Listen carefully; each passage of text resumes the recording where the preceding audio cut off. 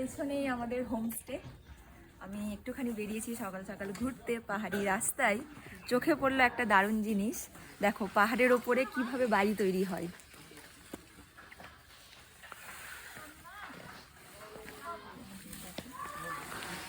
পাহাড়ে তো কাঠের তৈরি বাড়ি বেশি, এই প্রথম আমি দেখলাম এরকম ইট বালি সিমেন্ট দিয়ে তৈরি হচ্ছে একটা বিল্ডিং। এখানেও হয়তো একটা মানে হোমস্টে হবে একটা হয়তো। আর দেখো সব পাহাড়ি পাহাড়ি মানুষগুলো মানে আসছে হাঁটতে, নিজের কাজে বেরিয়েছেন হয়তো ওনারা।